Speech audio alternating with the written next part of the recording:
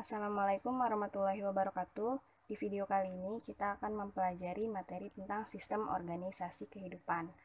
Nah, untuk bab ini ada kompetensi dasar yang harus kita capai. Yang pertama itu untuk kompetensi 3-nya, 3.6, mengidentifikasi sistem organisasi kehidupan mulai dari tingkat sel sampai organisme dan komposisi penyusun sel. Lalu untuk KD4-nya, 4.6, membuat model struktur sel tumbuhan atau hewan. Jadi ini membuat model struktur sel hewan atau tumbuhan. Kemudian untuk materi hari ini, jadi di sistem organisasi kehidupan ini dibagi jadi 2 tingkatan ya, ada tingkatan molekuler. Jadi sistem organisasi kehidupan itu ada yang tingkatnya molekuler dan ada yang tingkatnya seluler. Nah, tingkat molekuler ini disebut dengan molekul kehidupan. Jadi cuma sampai tingkat molekuler. Kemudian sebenarnya selanjutnya itu dilanjutin ke sel. Nah, jadi dari molekuler ini dilanjutkan ke tingkat seluler. Yang paling rendah tingkatnya adalah tingkat sel, kemudian sel yang berkumpul menjadi jaringan, lalu menjadi organ, menjadi sistem organ, dan selanjutnya menjadi organisme. Untuk sel ini ada 3 bagian utamanya, yaitu ada membran sel, inti sel, dan sitoplasma. Nah, jaringan di sini kita nanti akan membahas jaringan pada hewan dan juga pada tumbuhan.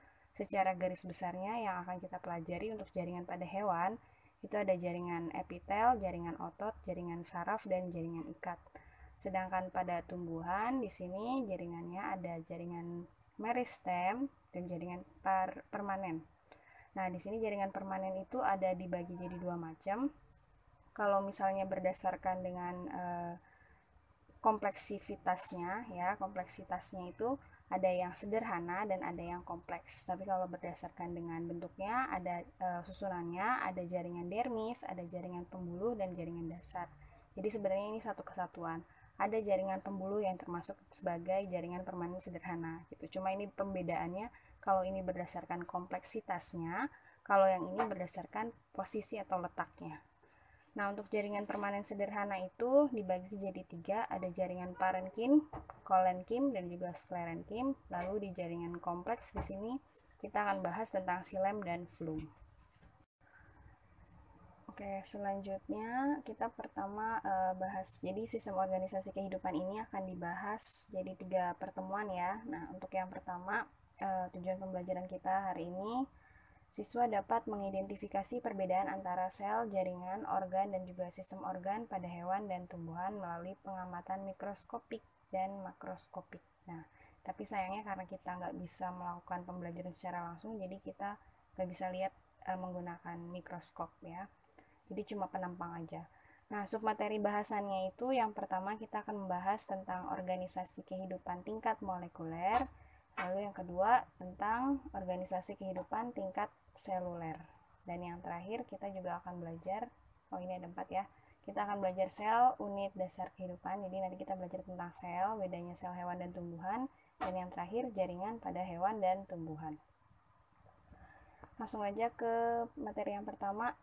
Ini tentang molekuler dulu ya. Jadi pertama-tama itu sistem kehidupan dimulai dari atom. Nah, di teorinya Dalton, atom itu kan bagian yang paling kecil, tapi kemudian dikembangkan lagi bahwa di dalam atom itu masih ada unsur atau muatan-muatan negatif, positif, dan juga yang netral atau neutron gitu ya. Nah, di sini pertama kita di seluruh lapisan bumi ini ya, semua makhluk itu disusun pertama kali oleh atom ya. Jadi setiap tubuh manusia, hewan, tumbuhan itu pasti ada atomnya. Jadi ini penyusun yang paling dasar adalah atom. Kemudian atom itu kan ada macam-macam, ada banyak bentuknya. Ada atom oksigen, ada atom natrium, ada atom klorin, dan banyak lagi. Atom-atom itu berkumpul, kemudian ketika atom berkumpul dan dia memiliki keseimbangan yang tidak seimbang gitu ya, ketika dia itu jumlah elektron valensinya, elektron terluarnya itu bukan 8, atom itu cenderung berikatan. Nah, jadi ketika atom-atom yang berbeda ini berada di satu tempat dan mereka saling membutuhkan satu sama lain, mereka akan berikatan. Dan ketika mereka berikatan, mereka akan membentuk suatu molekul. Molekulnya bisa molekul unsur, bisa molekul senyawa.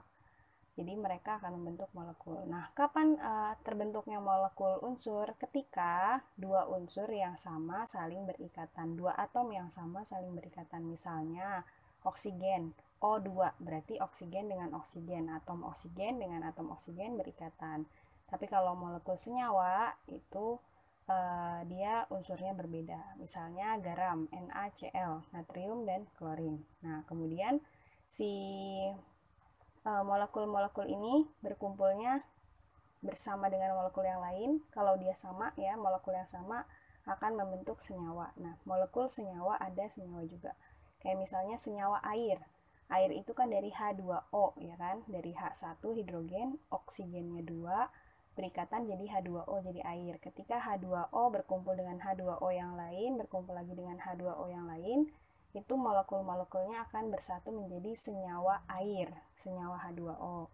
Nah, kemudian senyawa-senyawa yang berkumpul, jadi senyawanya ini kalau berbeda, itu akan membentuk organel. Jadi senyawa air misalnya dengan senyawa garam, terus ada di satu tempat yang sama, itu mereka namanya organel, isian dari suatu sel ya. Nah, ketika organel ini udah berkumpul macam-macam, sampai disinilah namanya prosesnya itu tingkat molekuler. Jadi ada makhluk, ada apa ya, ada suatu partikel yang tersusun itu cuma sampai organel gitu ya.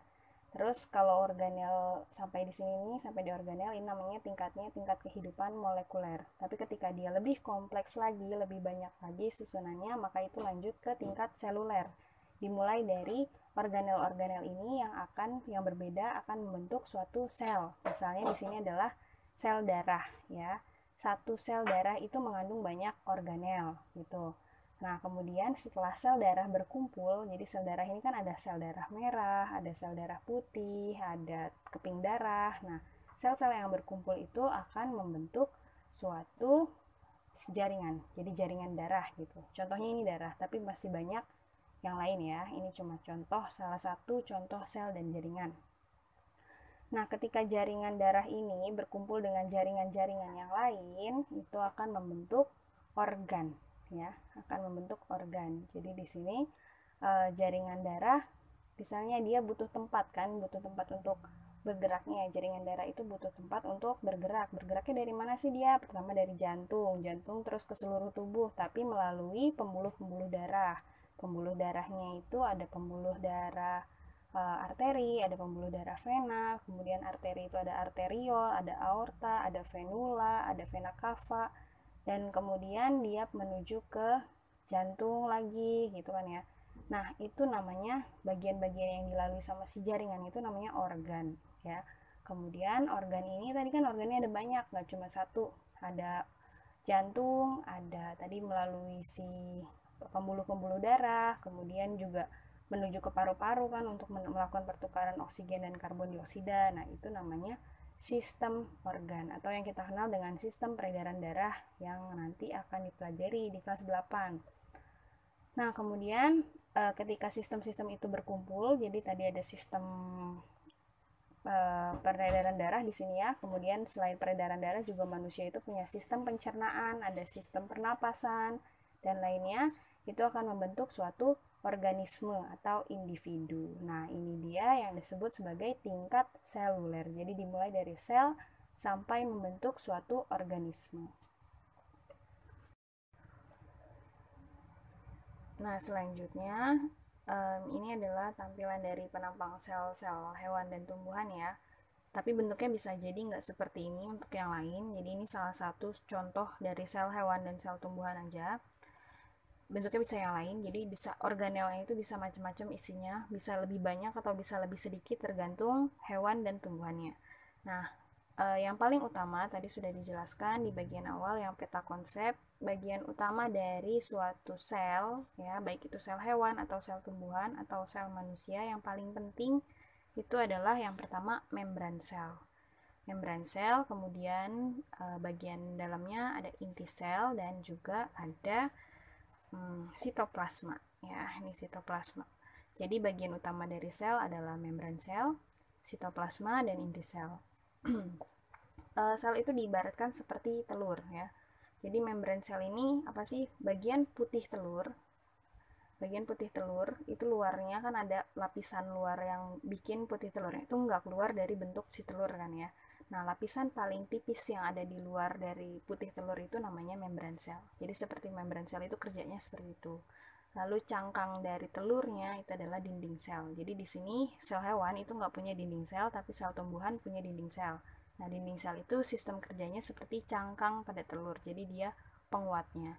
Kemudian kalau membran sel itu, di sini ada membran sel ya di tumbuhan, di hewan juga ada membran sel. Ini fungsinya untuk menetapkan bentuknya. Jadi meskipun bisa bergerak secara elastis, tapi bentuknya itu tetap ada di situ posisinya gitu loh. Kayak putih telur, lapisan luar dari putih telurnya. Gitu ya, kita ibaratkan seperti itu. Lalu di sini di dalamnya ada nukleus. Nukleus itu inti sel. Di dalam nukleus ada nukleolus. Jadi nukleus ini fungsinya untuk menyimpan gen atau menyimpan informasi-informasi genetik dari induk kepada anaknya gitu. Jadi di nukleolus ini juga di nukleus ini ada selain ada nukleolus, jadi nukleus adalah inti sel, nukleolus adalah inti dari inti sel gitu, atau anak intinya namanya anak inti. Nah, selain ada nukleolus ada juga pembawanya itu disimpan di kromosom. Jadi di dalam inti sel ini ada kromosom juga. Ini sama ya untuk sel hewan dan sel tumbuhan sama-sama punya nukleus dan nukleolus. Terus bagian yang ini yang ada di antara inti sel dan juga membran sel itu adalah sitoplasma. Nah, sitoplasma ini isinya organel-organel sel ya. Jadi organelnya itu yang membedakan antara sel yang satu dengan sel yang lain. Sel hewan dan sel tumbuhan itu juga berbeda di bagian organel selnya. Coba kita lihat satu-satu ya. Nah, di sitoplasma pada hewan di sini ada retikulum endoplasma di samping atau yang mengelilingi nukleus ya. Itu ada retikulum endoplasma. Di sini juga ada. Di sel tumbuhan juga ada retikulum endoplasma. Kemudian kita lihat lagi di sini ada sitoplasma lisosom. Ya, ada lisosom. Di sel hewan ada lisosom, tapi di sel tumbuhan itu nggak ada lisosom. Kemudian vakuola. Nah, vakuola makanan ini juga penting ya. Jadi pasti ada di sini vakuolanya. Cuma yang membedakan sel hewan dan sel tumbuhan, vakuola makanan dari sel hewan itu lebih kecil dari sel tumbuhan. Lalu di sel hewan ada mitokondria, di sel tumbuhan juga ada mitokondria. Badan Golgi di sini ada, di sini juga ada. Apalagi ini udah semua ya. Nah, sekarang bagian dari sel tumbuhan yang nggak ada di sel hewan, yaitu kloroplasma. Nah, ini adalah bagian yang berperan saat proses fotosintesis. Jelas sekali di hewan karena dia nggak melakukan fotosintesis, makanya nggak ada. Gitu ya. Oke, selanjutnya jaringan hewan. Jadi itu tadi sel hewan dan tumbuhan ada samanya, ada bedanya. Yang paling penting intinya adalah bahwa di setiap sel itu harus ada membran sel, inti sel, dan juga sitoplasma. Nah, jaringan pada hewan itu yang pertama ada jaringan epitel. Ini jaringan kulit ya, bisa kita bilang sebagai jaringan kulit. Jadi di bagian kulit-kulit kita itu ada jaringan epitel ini, misalnya di mulut. Bagian luar di wajah kita kan ada kulit, tapi di dalam mulut juga ada lapisan kulitnya. Jadi ada lapisan epitelnya gitu. Ada yang bentuknya pipi kalau dia selapis seperti ini, kalau dia berlapis banyak berarti dia bertumpuk seperti ini. Kemudian ada yang bentuknya kubus. Nah, kalau kubus dia bentuknya kotak persegi 4. Persegi 4 dalam bentuk 3 dimensi jadi kubus gitu kan ya. Kemudian kalau yang silindris ini bentuknya agak panjang. Nah, kalau kita perhatikan di setiap sel, satu sel itu kan yang seperti ini ya. Satu sel ini ada inti selnya ya. Terus sel yang satu dengan sel yang lain saling berhubungan, ini yang disebut dengan jaringan. Ya, jaringan epitel itu yang ada di lapisan kulit-kulit kita. Kemudian ada jaringan otot. Kalau hewan itu mirip dengan manusia ya, jadi kita bisa bayanginnya kita sendiri aja juga nggak masalah. Jaringan otot, nah sama seperti manusia, otot itu ada otot polos, otot jantung, dan juga otot rangka. Otot polos ini otot yang bekerja pada bagian-bagian tubuh yang sistem kerjanya tak sadar ya, jadi kita nggak sadar, nggak bisa menyuruh, nggak bisa disuruh berhenti atau disuruh bekerja gitu. Misalnya lambung, kalau tangan kita bisa memberikan perintah dari otak tangan bergerak atau tangan tidak bergerak kita bisa memberikan perintah. Tapi kalau kerja yang seperti usus, lambung, kemudian ginjal dan sebagainya, kita nggak bisa memberikan perintah lambung berhenti bekerja atau mulai bekerja, itu kita nggak bisa memberi perintah. Jadi sistem kerjanya tak sadar, itu adalah otot polos. Lalu otot jantung, ini adanya di jantung. Sama seperti otot polos, dia sistem kerjanya juga tak sadar. Tapi otot jantung ini kenapa dipisah sama otot polos? Kenapa nggak di kenapa nggak otot polos aja? Gitu ya. Kalau otot jantung ini, jantung kan kerjanya sangat vital gitu ya. Jadi dia kan memompa darah. Kalau misalnya ototnya otot polos itu nggak sekuat otot jantung. Jadi khawatirnya ketika melakukan pemompaan darah yang tekanannya itu besar, terjadi hal-hal yang tidak diinginkan. Ya, itu sih ciptaan Allah ya. Jadi otot jantung itu sudah dibuat oleh Allah menjadi otot yang paling kuat. Jadi ketika terjadi pemompaan darah itu bisa darah langsung menuju ke seluruh tubuh untuk menyebarkan oksigen sehari-hari makanan, dan dia membawa karbon dioksida dan juga zat-zat sisa yang sudah tidak diperlukan melalui darah menuju ke paru-paru, ditukar kemudian dibawa ke ginjal untuk dirombak dan sebagainya. Itu otot jantung. Lalu otot rangka. Otot rangka ini otot anggota gerak yang biasa kita gunakan secara sadar ya. Jadi kalau ini secara sadar, kayak di kaki, di tangan, pokoknya di bagian-bagian tubuh, bagian rangka kita yang kita tahu gerakannya kalau misalnya dia bergerak itu karena perintah kita, kecuali yang mengalami tremor ya. Selanjutnya di hewan ada lagi jaringan saraf. Nah, jaringan saraf ini jaringan yang membuat kita bisa merasakan stimulus. Misalnya, pas dicubit sakit.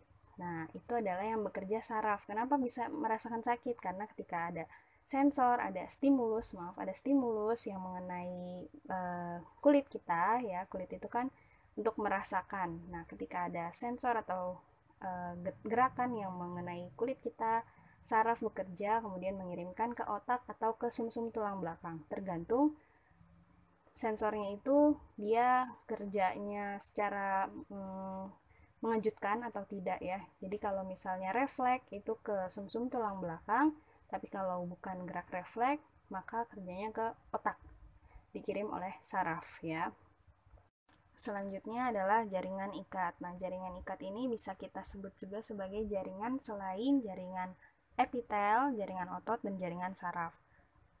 Jaringan ikat ini terdiri dari, jadi ada banyak yang termasuk dalam jaringan ikat.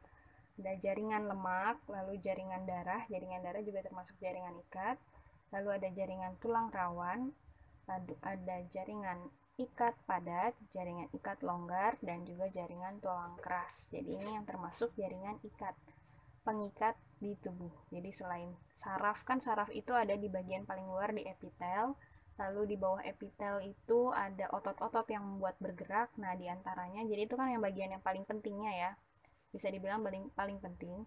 Kemudian yang tidak kalah penting juga itu disebut sebagai jaringan ikat yang melengkapi pergerakan-pergerakan makhluk hidup seperti itu. Itu ada ini ya. Nanti ini bisa dibahas lagi di kelas berikutnya, jadi kita nggak perlu di tingkat berikutnya ya, jadi nggak perlu terlalu dalam. Intinya ada ini. Dan sekarang kita ke tumbuhan, jaringan pada tumbuhan. Nah, yang pertama jaringan meristem atau meristematik ya. Ini adalah jaringan pertumbuhan, bisa kita bilang seperti itu, yang membuat tumbuhan itu lebar ke samping, tinggi ke atas. Itu adalah yang bekerja si jaringan meristem. Nah, di sini meristem itu kalau dia paling atas ya, bekerja di paling atas. Nah, di sini ada tunas apikal yang terdiri dari meristem apikal. Jadi meristem apikal itu meristem pertumbuhan untuk tunas yang baru gitu. Kemudian di sini di batang, di sini ada kambium vaskuler dan ada kambium. Kalau apa sih bedanya kambium vaskuler dengan kambium? Kalau kambium vaskuler kita bisa lihat di paling dalam ya, berarti ini kambium pertama. Kambium yang merupakan meristem lateral adalah kambium berikutnya. Kalau kalian pernah lihat pohon yang besar yang udah ditebang, yang biasa buat jadi kursi juga tuh, itu dia kan punya lingkaran 1, lingkaran 2, lingkaran 3. Nah, lingkarannya itu atau seterusnya ya, bisa sampai banyak. Lingkaran itu adalah kambium. Kalau lingkaran yang paling pertama itu adalah kambium pertamanya, atau namanya kambium vaskuler. Kemudian lingkaran selanjutnya itu disusun atau dikembangkan supaya makin lebar pohonnya itu oleh si meristem, jaringan meristem. Jadi kita namain kambium aja dengan yang membantunya itu adalah meristem lateral, ya. Kemudian untuk ke akar, di akar di sini ada meristem yang akan membentuk akar lateral. Kalau lateral berarti ke samping, apikal ke atas gitu ya. Nah, di sini ada akar lateral. Jadi akar itu kan bisa memanjang, kemudian bisa tumbuh lagi tergantung tumbuhannya, tapi ya bisa tumbuh lagi menjadi tumbuhan baru gitu. Nah, yang membuat si akar ini menjadi lebih panjang juga bantuan dari jaringan meristem apikal. Seperti itu. Lalu ada jaringan permanen. Nah, di sini yang tadi sudah dijelaskan, jaringan permanen itu ada yang jaringan permanen kompleks dan juga permanen yang sederhana, gitu kan ya. Itu kan berdasarkan kompleksitasnya, tapi kita bagi berdasarkan struktur dan fungsinya aja. Di sini ada jaringan dermal, ada jaringan dasar, dan jaringan vaskuler atau jaringan angkut, ya. Vaskuler ini juga disebut sebagai jaringan angkut. Ini yang termasuk dalam jaringan kompleks, sedangkan yang ini yang jaringan sederhananya gitu. Jaringan dermal, dermis, dari kata dermis artinya kulit, ya. Ini berfungsi sebagai perlindungan untuk mencegah kehilangan air. Jadi di sini komponennya ada epidermis dan periderm. Nah, di bagian daun epidermis itu di paling luarnya ada lapisan yang membuat air nggak bisa masuk dan keluar sembarangan, ya.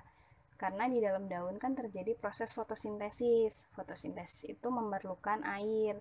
Jadi kalau airnya hilang begitu aja atau tiba-tiba air masuk begitu aja, itu kan mengganggu proses fotosintesis, gitu kan ya. Lalu ada jaringan dasar. Nah, ini fotosintesis cadangan terjadi fotosintesis, kemudian ada cadangan makanan, regenerasi sebagai penguat dan juga perlindungan. Dan jaringan dasar ini ada jaringan parenkim, kolenkim, sklerenkim. Kalau pernah dengar parenkim itu waktu SD kita udah belajar juga. Di sini adalah jaringan yang ada di daun yang warnanya hijau yang bentuknya tiang. Jadi atau kita biasa bilang juga jaringan tiang gitu. Jadi jaringan parenkim, kolenkim, dan sklerenkim ini adalah jaringan yang membantu proses fotosintesis karena biasanya terjadinya fotosintesis itu di jaringan ini. Kemudian tempat penyimpanan cadangan makanan tepatnya di spons ya, jaringan spons. Lalu regenerasi berarti pertumbuhan baru, penguat berarti kan membuat bentuknya itu seperti itu, penguat ya. Jadi bentuknya tetap tegak misalnya gitu, atau di daun tetap begini ya, belum layu gitu. Kemudian perlindungan berarti melindungi bagian-bagian yang lainnya. Lalu untuk jaringan angkutnya di sini merupakan jaringan yang berperan dalam transportasi air dan mineral dan juga makanan. Nah, yang berperan dalam transportasi air dan mineral adalah jaringan xilem, lalu yang transportasi makanan adalah flum. Xilem ini membawa air dari akar, menuju ke daun sebagai tempat terjadinya fotosintesis, sedangkan flum sebaliknya membawa makanan dari daun ke seluruh tubuh untuk dibagikan supaya bisa tumbuh dengan baik. Baiklah, sampai di sini dulu materi kita hari ini. Semoga ilmu kita bermanfaat. Tetap semangat, jaga kesehatan. Wassalamualaikum warahmatullahi wabarakatuh.